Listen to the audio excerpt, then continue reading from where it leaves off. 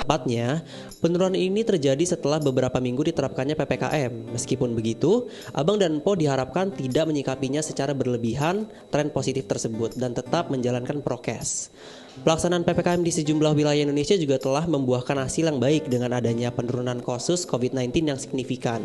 Selain itu, rasio positif COVID-19 di Indonesia sudah berada di bawah standar WHO, yaitu sebesar 5%.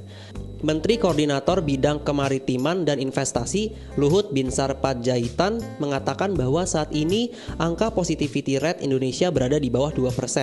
Sekali lagi hal ini mengindikasikan bahwa penanganan selama pandemi sudah berjalan dengan sangat baik. Penanganan ini dapat dilihat dari kasus konfirmasi COVID-19 secara nasional yang sudah berada di bawah 2.000 kasus pada hari ini dan kasus aktif sudah lebih rendah dari 60.000. Luhut juga mengklaim bahwa jumlah yang di tracing dari hari ke hari terus meningkat. Saat ini proporsi kabupaten atau kota di Jawa dan Bali misalnya dengan tingkat tracing di bawah 5 hanya sebesar 36% dari jumlah total. Masyarakat juga diharapkan agar tidak bereuforia yang pada akhirnya bisa mengabaikan segala bentuk protokol kesehatan yang ada. Karena apa yang dicapai kita hari ini tentunya bukanlah bentuk euforia yang harus dirayakan.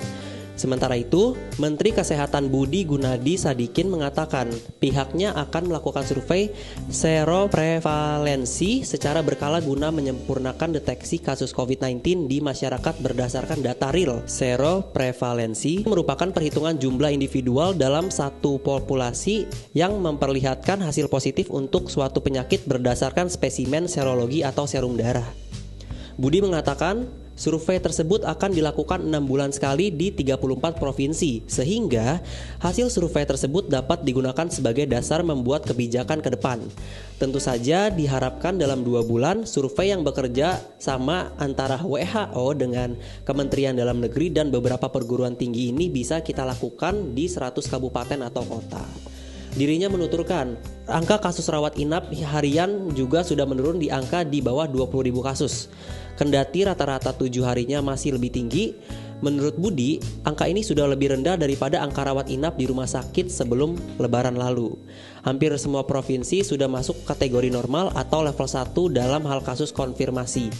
Namun, beberapa provinsi masih berada di level 3 atau relatif tinggi kasus konfirmasinya, yakni Bangka Belitung, Kalimantan Timur, dan Kalimantan Utara. Sedangkan tren rawat inap juga sudah banyak yang turun di ke level 1. Beberapa provinsi yang masih relatif tinggi ialah Aceh, Kepulauan Riau, Sumatera Utara, Kalimantan Tengah, Bali, Sulawesi Utara, DKI Jakarta, dan Kalimantan Timur. Penurunan ini tentu saja menunjukkan bahwa kebijakan PPKM yang ditetapkan oleh pemerintah memiliki dampak positif. Tentu saja kebijakan terkait perpanjangan PPKM diambil dengan beragam pertimbangan. Menurutnya, angka penularan virus corona tentunya menjadi kabar baik, khususnya bagi masyarakat yang usahanya berdampak pandemi.